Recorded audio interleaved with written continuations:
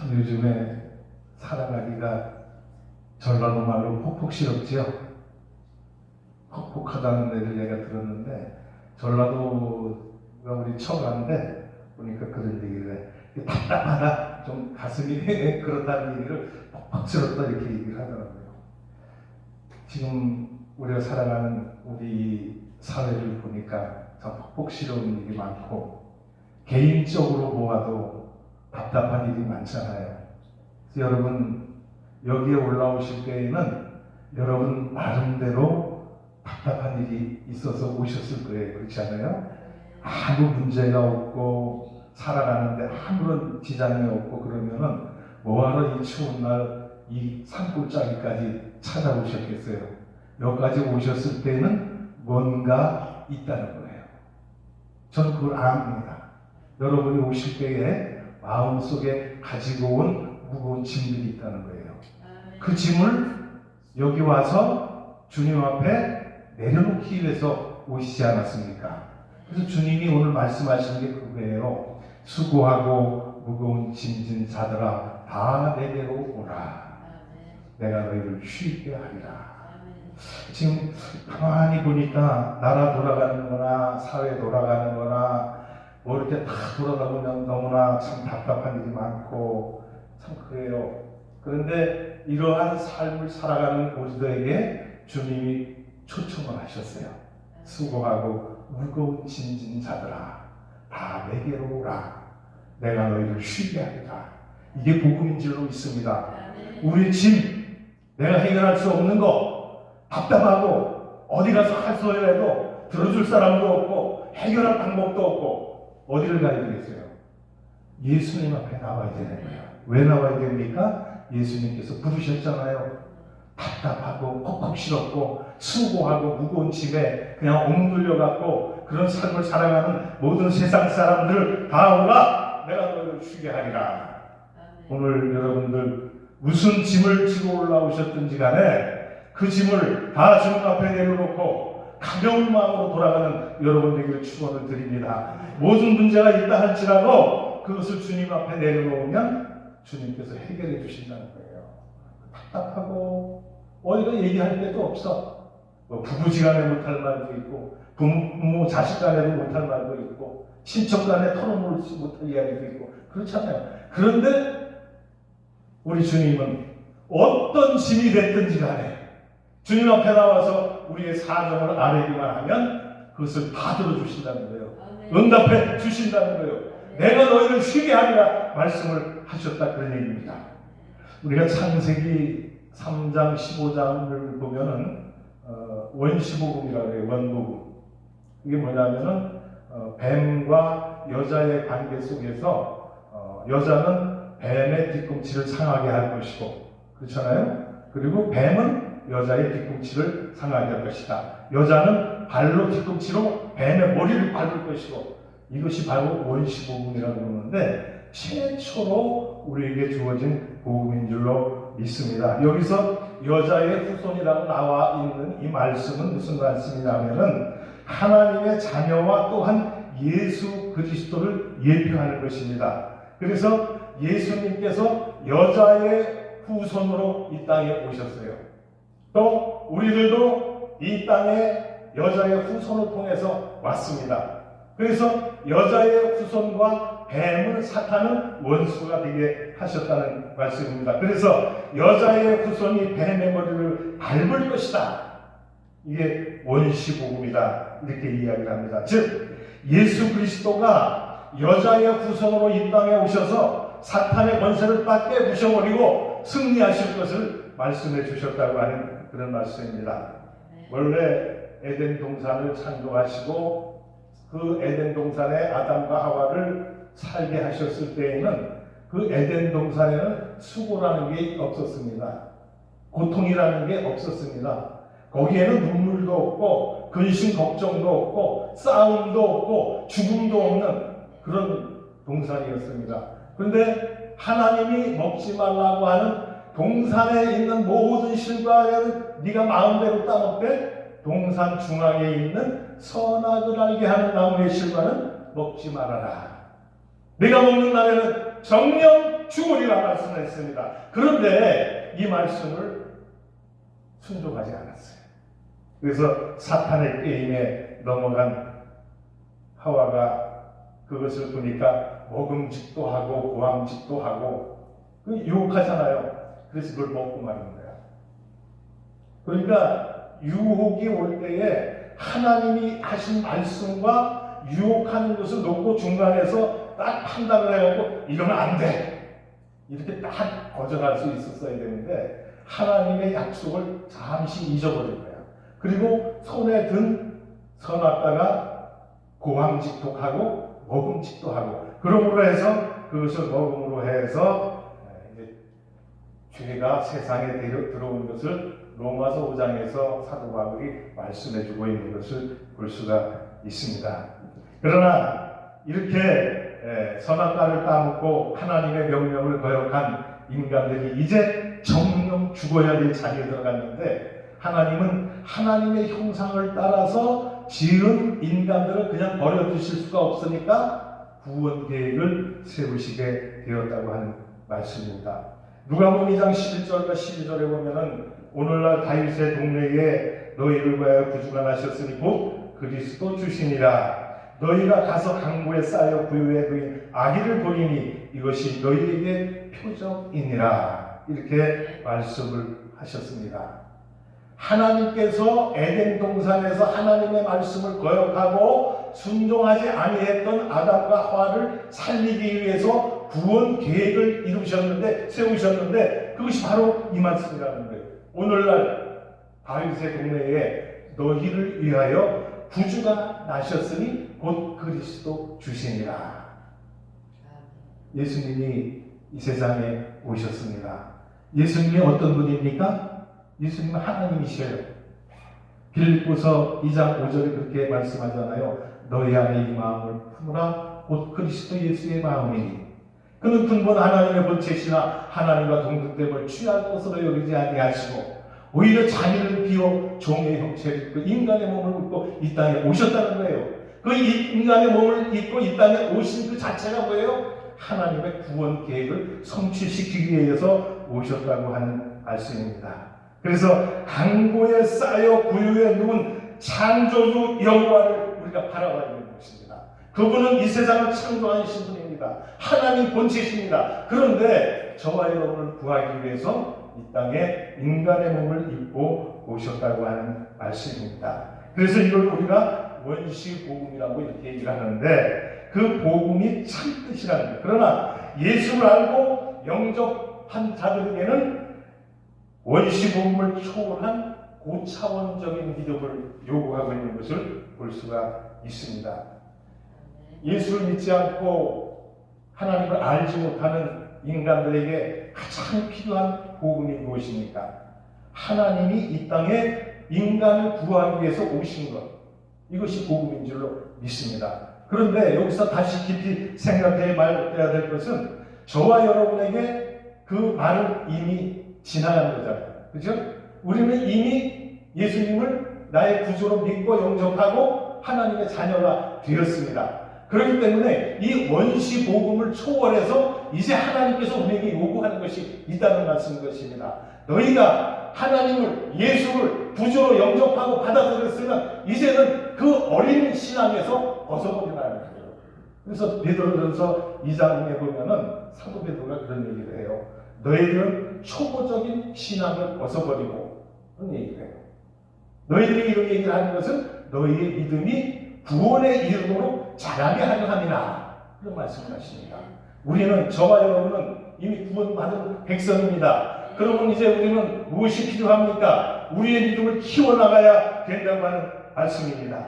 골로새서 1장 6절에 보니까 이 복음이 이미 너희에게 이름에 너희가 듣고 참으로 하나님의 은혜를 깨달은 날부터 너희 중에서와 같이 또한 온 천하에서도 열매를 맺어 자라는도다. 이렇게 말씀을 합니다. 여러분, 복음이라고 하는 것, 믿음이라고 하는 것은 자라는 것이래요. 자라나게 된대요. 저와 여러분이 믿음을 갖고 있지 않습니까? 근데 이 초보적인 믿음, 예수 믿고 구원받았다고 하는 그 입으로 시인하는 것에 그쳐서는 안 된다는 거예요. 우리의 믿음을 성숙하게 키워 나가야 된다고 하는 말씀입니다. 그래서 너희가 믿음으로 말미암아 구원을 받았지만은 이제는 그 구원을 실현시켜서 그 구원을 이루어 나가도록 우리의 믿음을 키워나가라고 말씀을 하면서, 그리고 베드로서 2장 5절에 이렇게 얘기합니다. 너희도 산돌같이 신령한 집으로 세워지고 예수 그리스도로 말미암아 하나님이 기쁘게 받으실 신령한 제사를 드릴 거룩한 제사장이 될지니라. 말씀을 했어요. 우리는 거룩한 제사장이 되어야 된다고 하는 말씀이죠. 구약시대에 제사장은 구별된 사람이었습니다. 그래서 지성소 같은 데 들어갈 때도 대제사장이 1년에 한 번씩 들어가서 모든 백성들을 대신해서 하나님 앞에 제사를 드리는 그런 제도가 있었는데, 예수님께서 이 땅에 오셔서 십자가에 달려 돌아가시면서 다 이루었다 말씀하실 때에 성전의 휘장이 갈라지면서 이제는 저와 여러분이 하나님과 직접 교통할 수 있는 우리가 제사장이 됐다는 얘기예요. 그러니까 우리가 이제 그런 믿음을 받고 제사장이 되었으니 하나님 앞에 산 제사를 드릴 수 있는 신령한 믿음으로 키워나가야 된다는 것입니다. 저와 여러분의 믿음이 그 초보적인 단계에 머물러 있어서는 안 된다고 하는 말씀인 것입니다. 우리의 믿음을 키워나가야 된다, 이렇게 말씀했어요. 그래서 구원에 이르도록 자라는 믿음은 우리들도 예수님과 같이 산돌같이 신령한 그런 제사장으로서의 자세를 가지고 그런 실력을 키워나가라고 말씀을 하고 있습니다. 우리는 이미 예수를 믿고 구원을 받은 하나님의 자녀들입니다. 그런데 이런 자녀들에게 원시적인 복음은 초월을 해야 되는 거예요. 그래서 이제 우리는 어떤 복음을 가져야 돼요? 자라나는 믿음, 성숙한 신앙을 소유하라고 말씀을 하고 있습니다. 여러분, 복음이 무엇이라고 생각을 하십니까? 제가 요즘 들어서 나라가 하도 시끄럽고 혼란해가지고 집회를 많이 나가는데, 내일도 가야 되고 모레도 가고 글도 가고 계속 집회가 잡혀있어요. 그러면 가서 어떤 설교를 하냐면은 현 우리나라의 시국에 대해서 많이 제가 언급을 할 때가 있습니다. 그러면은 그 말씀을 들은 목사님들이 그런 얘기를 해요. 성도들이 그러면 조금 그래도 이해를 하겠는데, 목사님들이 하시는 말씀이 복음만 전하면 되지 왜 나라의 시국 정치를 이야기하느냐, 그런 얘기를 해요. 복음이 뭐라고 여러분 생각하세요? 우리는 이미 복음을 받아들인 사람입니다. 구원의 씨앗을 받은 사람들입니다. 그럼 이제 우리는 어떻게 해요? 우리의 믿음을 키워나가야 할 그런 단계에 있는 사람입니다. 그런데 복음을 전하려면 어떻게 전해야 돼요? 우리가 구원받고 예수를 믿고 하나님 백성이 되는 것, 원시 복음은 이미 단계를 넘어서서 우리 신앙이 어느 정도 와 있잖아요. 그럼 우리는 어떤 신앙을 가져야 됩니까? 신령한 제사장으로 거듭나고 자라나는 그런 신앙을 가져야 된다고 하는 말씀이에요. 그 중에 하나가 뭡니까? 우리가 살아가는 이 시대의 이 시국이 하나님의 복음으로, 하나님의 말씀으로 온 천하가 다 구원받을 수 있는 그런 분위기를 만들어가야 된다고 하는 말씀입니다. 그런데 사탄의 사조를 받은 그런 사람들이 이 복음에 대해서 알지를 못하고 복음만 전하지, 제가 그러면 이 강단에 올라와서 복음 전하지 무슨 얘기를 하겠습니까? 그렇잖아요. 근데 복음만 전하래요. 내가 전하는 말씀 복음 아니고 전하는 거 맞아요? 복음을 전하는 거예요. 그런데 그 복음이라고 하는 것이 오늘날 저와 여러분에게 있어서 어떤 게 복음이라고 생각을 하십니까? 저는 그렇게 생각을 합니다. 지금 우리나라 대한민국에 이미 구원받은 하나님의 백성에게 있어서 가장 중요한 핵심적인 복음이 무엇이냐? 그것을 저는 이렇게 얘기합니다. 우리나라가 공산주의에 넘어가지 않고 자유민주주의로 나가서 복음을 지키고 우리가 신앙생활을 마음 놓고 자유롭게 할 수 있는 것이 복음이라고 저는 정리를 내립니다. 오늘 이 시대에 있어서 원시 복음을 우리가 초월했다는 얘기예요. 그러면 우리가 어떤 신앙을 가져야 되느냐? 어떤 복음을 믿어야 되느냐? 우리나라가 하나님의 말씀으로 똘똘 뭉쳐서 이 나라가 지상의 천국으로 변화돼 갈 수 있도록 우리가 노력하고 우리가 기도하고 우리가 힘써야 될 것 아니냐, 그런 말씀입니다. 이게 복음입니다. 그렇잖아요. 복음을 어떤 각도에 따라서 해석하느냐에 따라서 차이가 있지만은 저는 여러분들의 생각은 모릅니다만 제 생각은 그래요. 오늘날 하나님을 믿고 예수를 영접해서 하나님의 백성이 된 우리들에게 있어서 가장 핵심적인, 가장 귀중한 복음은 우리나라가 신앙생활 잘할 수 있게 되는 것이 복음이라고 저는 감히 말씀을 드릴 수가 있습니다. 우리가 나라가 자유를 빼앗기고 공산화가 되버리면 신앙생활 할 수 있어요? 없어요? 없잖아요. 그 비근한 예가 베트남입니다.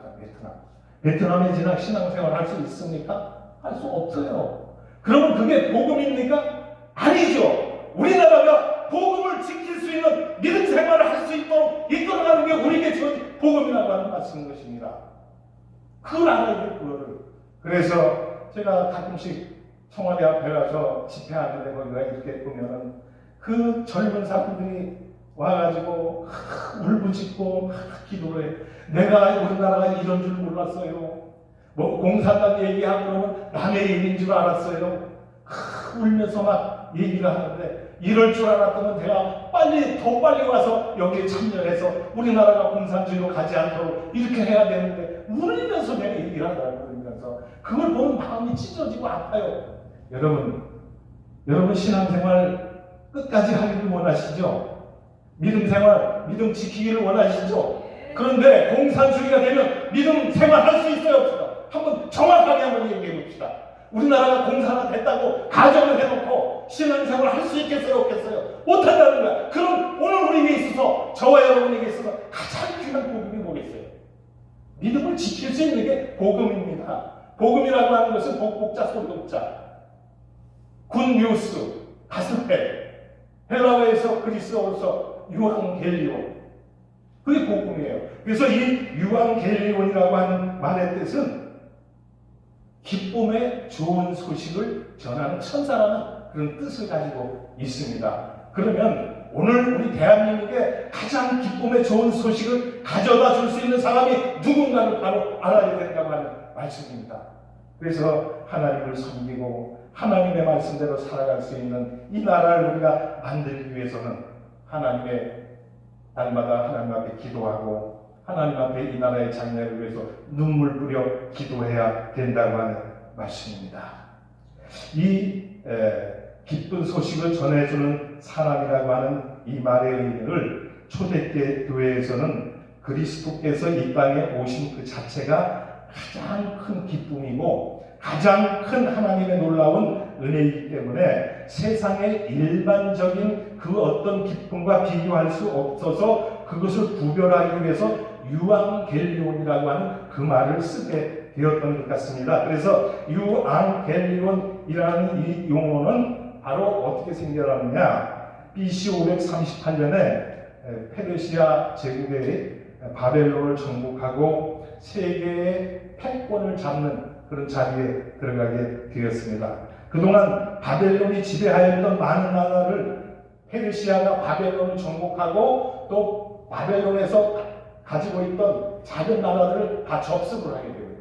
그래서 그 페르시아의 그 제국에서 행정구역을 다시 개편하고 납세 부과 새로운 정책으로 통치를 이렇게 하게 되었습니다. 그 후에 페르시아에서 점점 그 세계를 자기 나라를 넓혀가는 그런 상황이 됐는데 먼 지방까지 원정을 나가면서 자기의 국토를 확장시켜 나가는 가운데 어느 날 100만 대군을 이끌고 이제 아시아 지역을 벗어나서 마게도니아로 그 세력을 뻗쳐나가게 되었는데 거기에서 그리스라고 하는 나라를 만나게 되었습니다. 이 그리스라고 하는 나라는 작은 나라입니다.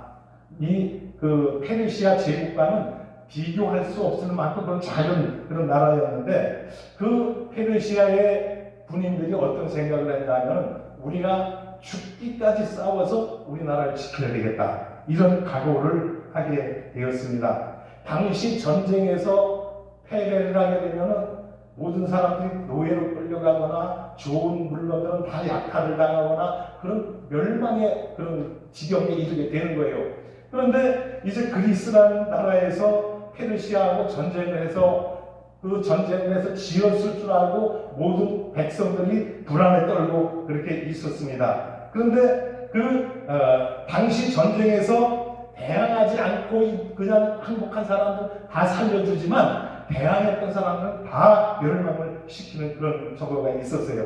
그리스가 페르시아를 대항해서 싸웠다고 해서 이길 가능성을 보지 못했기 때문에 이제 페르시아에 의해서 그리스의 종말이 예고되어 가고 있는 그런 상황 가운데 있었습니다. 이 소식을 들은 사람들은, 국민들은 다 자기의 삶을 포기하고 죽음의 종말을 기다려야 했고 들이나 산속으로 떠나가서 거기서 죽을 날만을 기다리고 있었다고 하는 그런 얘기죠. 그런데 이상하게도 전쟁이 일어난 지 한 달이 지났는데도 아무 소식이 들려오지가 않는 거예요. 그래서 사람들은 이게 어떻게 된 일인가 궁금해하고 있는 마음을 졸이고 있었는데 어느 날 저 페르시아에서 원정을 나갔던 그 방향 쪽에서 한 병사가 막 달려오는 거예요. 그 달려와가지고 무슨 얘기를 했냐면은 이제 우리나라는 이겼다, 승리했다, 그런 얘기를 하면서 그 자리에서 죽고 말았어요.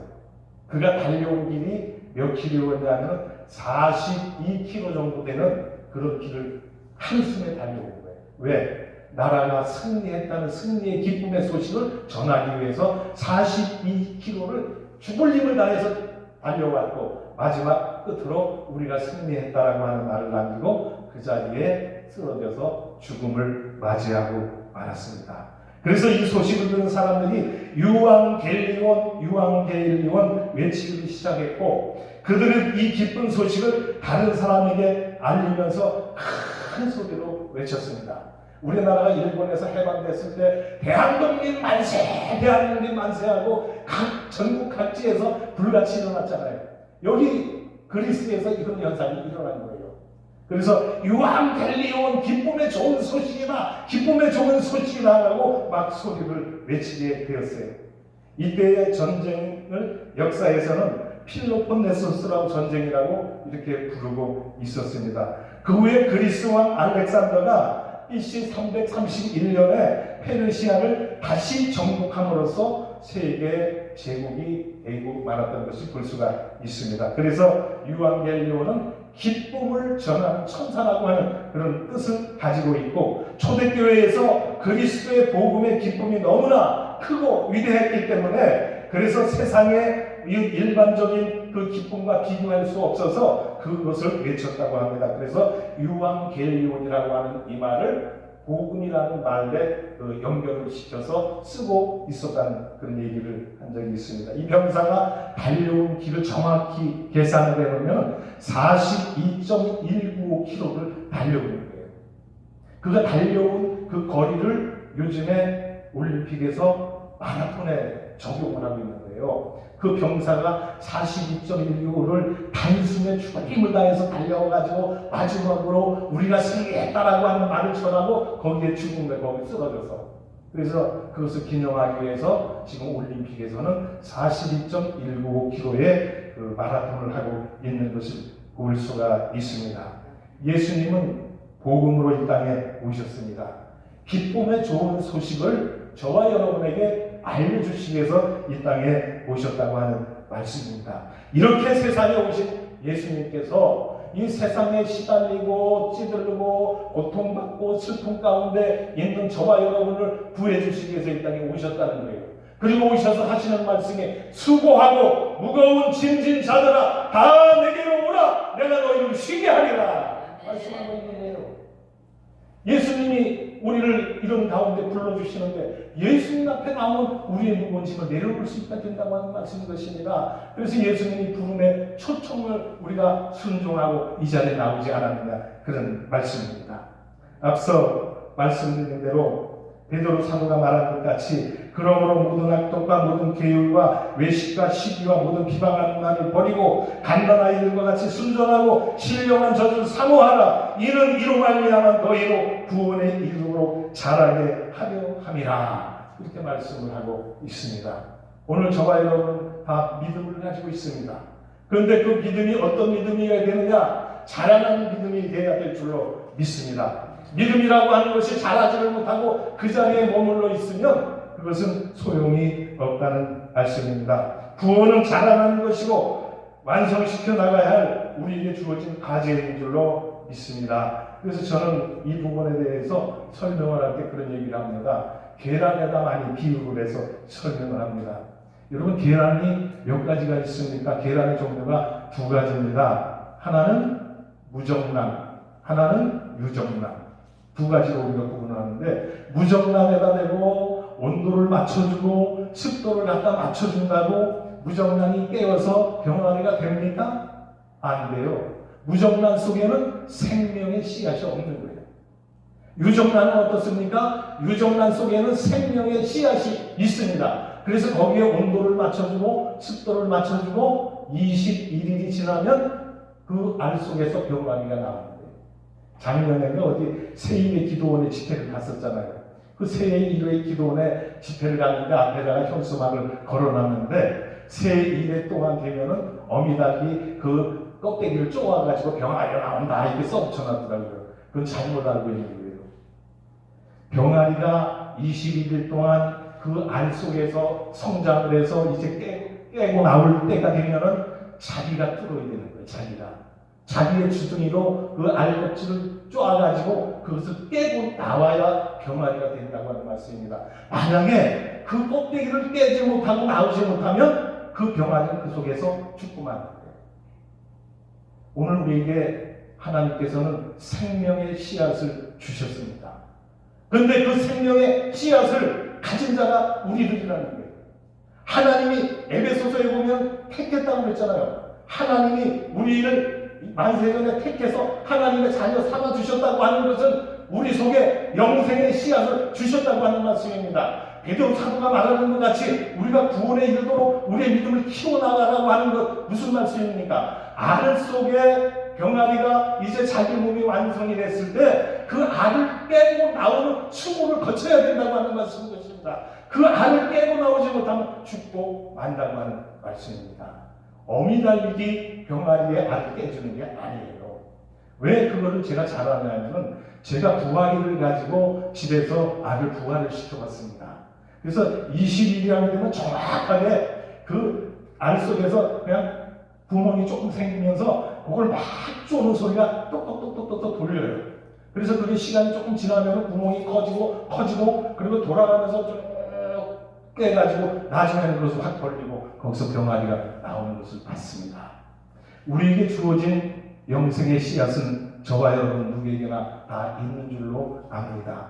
그러나 그 씨앗을 가졌다고 우리가 구원을 완성시킨 건 아니라는 것을 분명히 알아야 됩니다. 이 말씀은 무엇입니까? 우리가 수고해야 될 것은 수고를 해야 된다고 하는 말씀입니다. 여러분, 영생을 씨앗을 가지고 태어난 우리가 생명체로 태어나는 데는 우리의 노력이 필요하다는 말씀이에요. 그래서 그것을 신학적 용어로 뭐라고 말합니까? 성화되어 간다.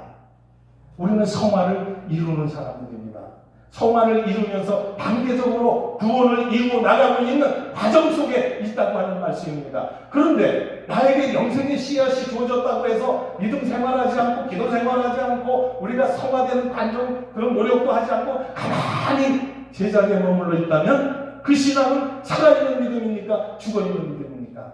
야고보서 2장에 말하는 것 같이 행함이 없는 믿음은 죽은 것이라고 말씀을 하지 않습니까? 우리의 수고, 우리의 노력, 알 껍질을 깨고 나오는 그런 수고를 저와 여러분이 해야 우리의 믿음이 성장되어 간다는 것이에요. 그래서 우리는 성화를 이루어가야 되는 거예요. 그래서 천국을 이루어 간다고 하는 말씀인 것입니다. 에베소서 2장 8절과 10절에 이렇게 말씀하지 않습니까? 너희는 그 은혜에 의하여 믿음으로 말미암아 구원을 받았으니 이것은 너희에게서 난 것이 아니요 하나님의 선물이라. 행위에서 난 것이 아니니 이는 누구든지 자랑하지 못하게 하려 함이라. 우리는 그가 만드신 바라 그리스도 예수 안에서 선한 일을 위하여 지으심을 받은 자니 이 일은 하나님이 전에 예비하사 우리로 그 가운데서 행하게 하려 하심이니라. 그 말씀을 읽을 때 8절과 9절만 읽지 마세요. 에베소서 2장 8절과 9절 말씀만 읽지 말고 그 뒤에 말씀을 읽어보세요. 우리는 그가 만드신 바라 그리스도 예수 안에서 선한 일을 위하여 지으심을 받은 자니 이 일은 하나님이 전에 예비하사 우리로 그 가운데서 행하게 하려 하심이냐. 은혜로 구원을 받았다 할지라도 그 다음에 구원을 이루어가는 것이 우리들이라고 하는 것입니다. 그렇다고 한다면 우리는 믿음 생활을 열심히 해야 된다는 거예요. 장로교 교리 가운데 예정론이라는 게 있었어요.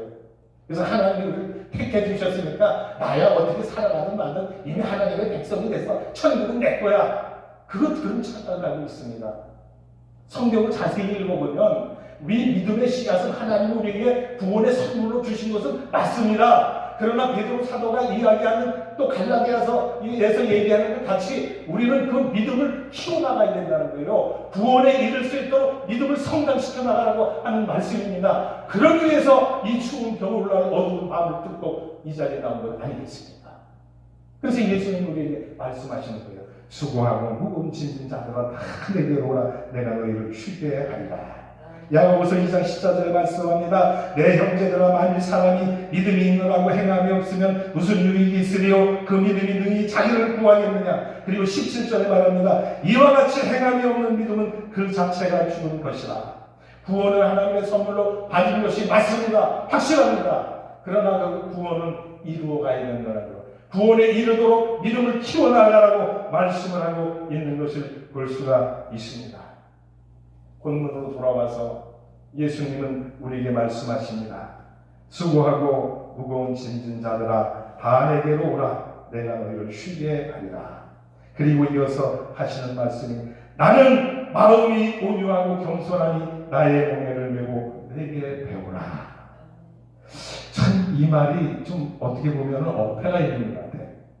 수고하고 무거운 짐진 자들아 다 내게로 오라. 내가 너희를 쉬게 하리라. 그런 거잖아요. 편안한 일만 있어야 되잖아요. 고통 없고 아무 문제 없이 그렇게 살아가야 되잖아요. 그런데 예수님은 말씀하십니다. 나는 마음이 온유하고 겸손하니 나의 멍에를 메고 내게 배우라고 하는 말씀이십니다. 예수님의 멍에를 메라고 하는 말씀입니다. 예수님이 쉬라고 와서 내게 와서 쉬라고 말씀을 하시면서 그 뒤에 이어서 하시는 말씀이 나의 멍에를 같이 매자 이렇게 하고 말씀하고 있는 것을 볼 수가 있습니다. 여러분 예수님에게 있어서 멍에가 뭐라고 생각하십니까? 예수님에게 주어진 멍에가 뭐예요? 십자가입니다. 예수님의 멍에는 십자가예요. 그러면 예수님이 우리에게 하시는 말씀이 뭐예요? 너희들이 수고하고 무거운 짐진 자들아 다 내게로 오라. 그리고 나의 멍에를 같이 매자는 거예요. 이 말이 이해가 잘 안 되시죠? 예수님이 수고한 사람들 다 와서 쉬게 하리라 말씀해놓고 예수님의 십자가를 지라 멍에를 메라 그렇게 말씀하시니까 오늘 우리는 이 말씀이 좀 이상하게 들릴 수도 있는데 조금 더 말씀을 듣다 보면 이해가 될 줄로 믿습니다. 신앙생활을 하는 어떤 분이 나에게 왜 이렇게 십자가를 무거운 걸 주셨을까? 다른 아무개 집사나 권사나 장로를 보면은 그저 어려움이 있어도 십자가 그래서 별거 아닌 것 같이 보이는데 나는 왜 이렇게 큰 십자가 이런 것을 주셨을까? 그러면서 그 십자가를 가지고 날마다 고민을 하고 있던 어느 날 밤에 꿈을 꾸게 되었습니다. 그 꿈에 십자가를 딱 짊어지고 언덕을 올라가다가 중턱쯤 올라가서 너무 힘이 들어서 쉬게 되었어요. 그런데 하늘에서 소리가 들려옵니다. 얘야, 그 십자가 지고 여기까지 올라오느라고 너무 수고가 많았지? 저 옆을 보아라. 그러니까 거기에 십자가가 그냥 금으로 만든 십자가도 있고 꽃이 이렇게 화려하게 막 꽂혀있는 십자가도 있고 막 있는 거야. 그러면서 그 하시는 말씀이 이제 내가 여기까지 그 무거운 십자가를 지고 왔으니 내려놓고 저기에 있는 십자가 중에서 내 마음에 드는 거 하나 골라가지고 지고 가라. 언덕 그 꼭대기까지 올라가라. 그런 얘기를 들려왔어 꿈속에서. 그래서 이 사람이 그래 잘됐다. 그 십자가 자기가 지고 온 거를 땅에다 내려놓고 이제 거기 가서 이렇게 보니까 조그만한데 금으로 만든 아주 번쩍번쩍하는 십자가가 있습니다. 그래서 그것을 딱 집어가지고 등에다 댄 거예요. 황금 덩어리로다가 십자가를 만들어 놨으니 얼마나 무겁겠습니까? 금이라고 하는 게 무겁잖아요. 그래서 그 무게가 무거우니까 그걸 지고 가다가 아이고 나 이거 힘들어서 못 지겠어요. 다른 거 지고 싶어요. 그리고 금덩어리 십자가를 내려놓고 가보니까 장미꽃이 활짝 피어있는 향기나는 아름다운 십자가가 딱 있는 거예요. 그래서 이거 지고 가야지. 그리고 십자가를 지고 가는데 처음엔 좋습니다. 가볍고 장미꽃 향기가 코로 솔솔 들어오고 그냥 흥얼대면서 이제 어느 정도 쭉 가는데 조금 있으니까 장미가시가 등을 그냥 찌르고 막 오는 거야. 이게 처음에는 안 그러더니 한참 가다 보니까 장미가시가 등을 막 찌르고 들어오는 거야. 그러니까 갈 수 있어요? 없어요? 못 가잖아요. 그래서 그 십자가를 아이고 이거 아파서 못 치겠어요 하고 내려놓고 다시 십자가가 여러 가지 있는데 거기 가서 골라 보니까 자기가 지금까지 지고 왔던 그 십자가가 제일 마음에 들더라는 거예요. 그래서 그 십자가를 다시 짊어지고 언덕을 올라갔다고 하는 그런 얘기가 있습니다. 여러분, 남의 지어지고 가는 십자가는 작아 보일지 모른다 할지라도 그 나름대로의 고통이 있습니다. 내가 지고 가는 십자가가 큰 것 같고 고통스러운 것 같고 힘든 것 같다 할지라도 우리 주님께서 말씀하시잖아요. 누구든지 나를 따르려거든 자기를 부인하고 제 십자가를 지고 나를 따를 것입니다. 저와 여러분에게는 각자 주어진 십자가가 있다는 거예요. 그 십자가를 달게 지고 갈 수 있기를 바랍니다. 남의 십자가 바라보지 마세요. 황금 십자가 바라보지 마세요. 장미 십자가 바라보지 마세요. 눈을 현혹하고 그게 좋은 것 같아 보일지라도 실제로 내가 그걸 쳐보면 나에게 주어진 십자가가 최고라는 거예요. 그 십자가를 내가 짊어지고 예수님이 오라 부르시면 어디든지 따라가겠노라고 하는 그런 결단이 있어야 될 줄로 믿습니다. 수고하고 무거운 짐진 자들아 다 내게로 오라. 내가 너희를 쉬게 하리라. 나의 멍에를 같이 매자. 내 멍에는 쉽고 가벼움이니라 말씀했어요. 누구든지 나를 따라오려거든 자기를 부인하고 날마다 제 십자가를 지고 따를 것이니라. 오늘 우리는 십자가를 지고 여기에 왔습니다. 여러분의 십자가가 무엇인지 저는 자세히 모릅니다. 그러나 여러분은 아십니다. 그 십자가를 내려놓지 마시고 주님이 오라 부르시는 그 어디든지 가실 수 있기를 바랍니다. 주님이 부르시는 그 순간 그 자리까지 부름마다 나서니 몸 어디든지 가오리다. 암을 골짝 빈들에도 주님이 가라고 하면 가겠습니다. 나의 몫에 패인 십자가는 내가 져야 됩니다. 내가 지고 가겠노라고 하는 이런 결단이 있어야 된다고 하는 말씀입니다. 왜 나에게 주어진 십자가를 왜 거부하려고 합니까? 왜 나에게 이런 큰 십자가를 지어줬나고 왜 원망을 하십니까? 그러지 마세요. 우리 주님의 뜻이 있기 때문에 나에게 이런 십자가를 지어주셨을 터인데 내가 이 십자가를 온전히 지고 우리 주님이 원하시는 요구하시는 그 길을 가서 그 목적지에 도착하면 하나님은 나에게 큰 영광의 상을 주실 터인데 그 가는 길이 조금 힘들고 어렵다고 해서 그 십자가를 내려놓으라고 발버둥 치지 말고 끝까지 승리하는 저와 여러분 될 수 있기를 축원을 드립니다. 그리고 27절, 28절에 이런 말씀을 합니다. 나는 마음이 온유하고 겸손하니 나의 멍에를 내 원에게 배우라. 그리하면 너의 마음이 쉼을 얻으리니 이는 내 멍에는 쉽고 내 짐은 가벼움이라 말씀을 하셨습니다. 여러분, 멍에가 무엇입니까? 멍에는 십자가입니다. 멍에는 고통입니다. 멍에는 눈물입니다. 멍에를 메고 간다고 하는 자체가 우리에게는 너무나 큰 고통이고 괴로움인 줄로 믿습니다. 저는 시골에서 자랐기 때문에 멍에가 뭔지 잘 압니다. 멍에가 뭡니까? 소가 쟁기질 하려고 할 때에 목 어깨에 올려놓는 것이 멍에입니다. 그 멍에를 두 가지로 볼 수가 있습니다. 하나는 소 한 마리가 끄는 멍에 V자형 이렇게 된 게 있고 그 다음에 소 두 마리 겨기소를 가지고 밭을 가릴 때는 일자형의 멍에를 올려놓습니다. 예수님께서 왜 나와 함께 멍에를 매자고 했을까? 내 짐은 쉬고 가볍다고 말씀을 했을까? 제가 어렸을 때 아버지가 밭 가는 모습을 이렇게 잘 봤어요. 소 두 마리를 이렇게 가지고 밭을 가는 걸 봤는데 어느 날 송아지가 다른 송아지가 이제 커가지고 어미소가 돼가는 과정에서 처음으로 그 멍에를 매는 소를 제가 봤어요. 그 소가 멍에를 메고 밭을 같이 가는데 숙달된 소는 아무 문제가 없이 잘 가는데 이 처음 메는 소가 빨리 가야 될지 천천히 가야 될지 어디로 가야 될지 우왕좌왕 막 하는 거야. 그러니까 먼저 이 멍에를 많이 메는 소가 그 옆에 처음 멍에를 메는 소에 보조를 맞춰가는 거예요. 빨리 가면 같이 따라가지고 늦게 가면 조금 보조를 낮추고 옆으로 가려고 하면 그냥 몸을 좀 비틀어서 못 가게 하고 그래서 그 훈련을 받는 것을 봤어요. 그래서 처음 멍에를 메는 소는 오른쪽에 리드하는 소가 하는 대로 따라가기만 하면 밭 가는 것을 배우게 되더라고요. 멍에 메는 법을 배우더라고요. 그래서 그 멍에를 메고 몇 번 메보니까 이제는 숙달이 돼갖고 잘 예수님께서 수고하고 무거운 짐진 자들아 다 내게 오라 말씀을 하시고 내 멍에를 메고 나와 함께 배우자, 나와 함께 하자. 내 멍에는 쉽고 가벼움이라 하신 말씀이 무엇일까요? 예수님께서 우리의 멍에 한쪽을 책임져 주신다는 거예요. 우리가 갈 길을 모르고 우리가 어떻게 하라는 바를 모를 때 예수님께서 우리 옆에서 갈 길을 인도해 주신다는 거예요. 그래서 예수님이 말씀하는 거예요. 내 멍에를 메고 내게 배우라. 예수님의 멍에 십자가를 지고 예수님께 배우는 저와 여러분이 될 수 있기를 바랍니다. 예수님께서 요구하시는 말씀, 예수님께서 우리를 부르시고 나의 멍에를 메고 같이 가자, 십자가를 치라, 이런 말씀을 하시는 거예요. 그래서 예수님이 나의 멍에는 쉽고 가벼운 멍에이다. 여러분, 그 멍에를 내 혼자 지고 간다고 생각을 해보세요. 멍에 가지고 끌 수 있겠어요? 못 끌어요.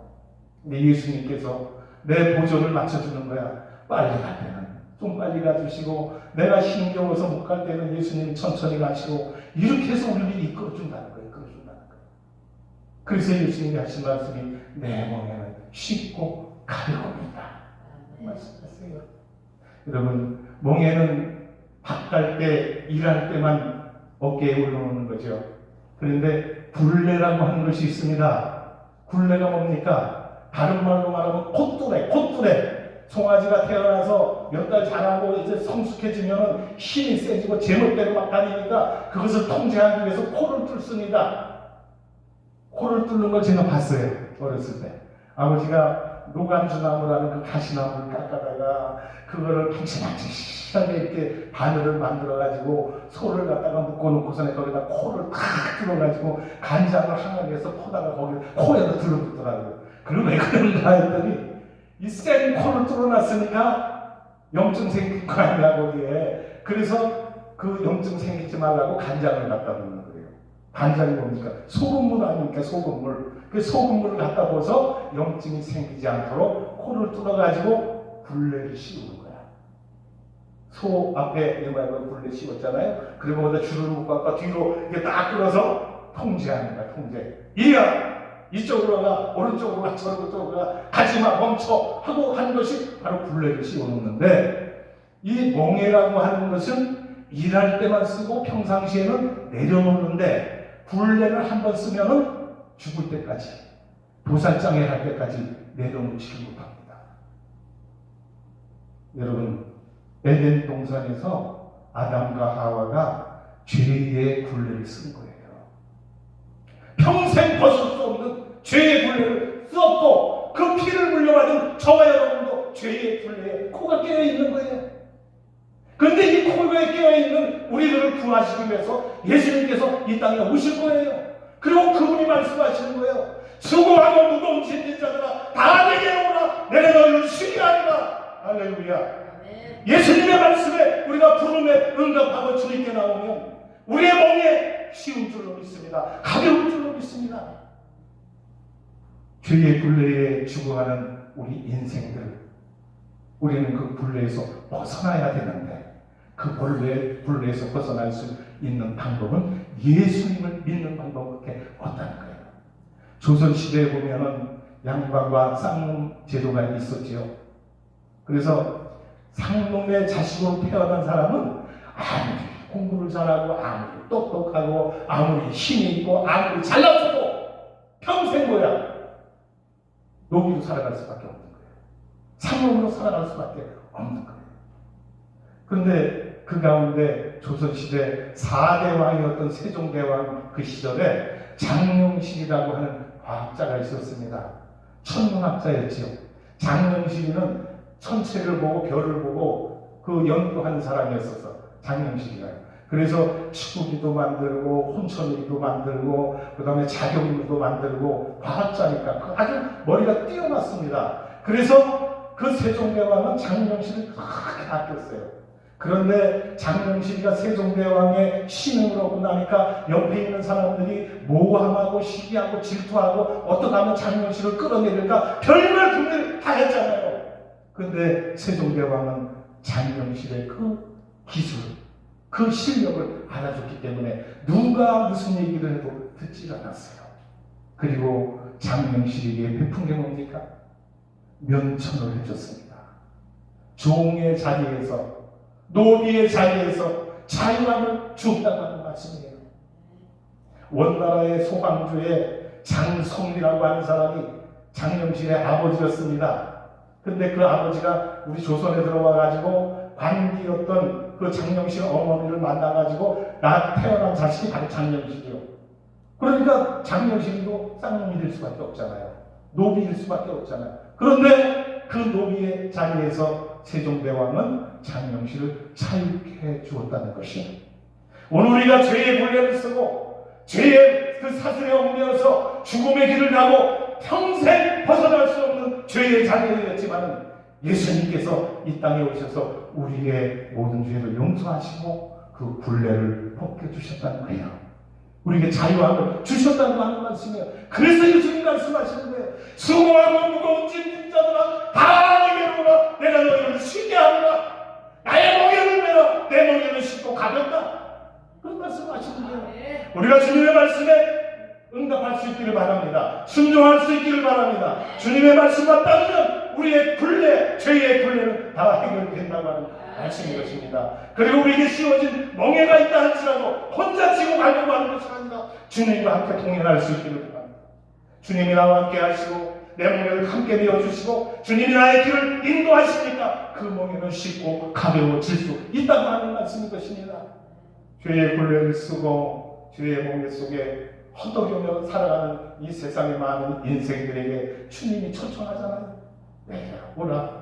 어떤 고생이 하느냐, 어떤 무거운 짐을 쓰러지려고 하느냐, 다 어떤 어려움이 있다 할지라도 내게만 오면 다 너에게 자유함이 주어진다.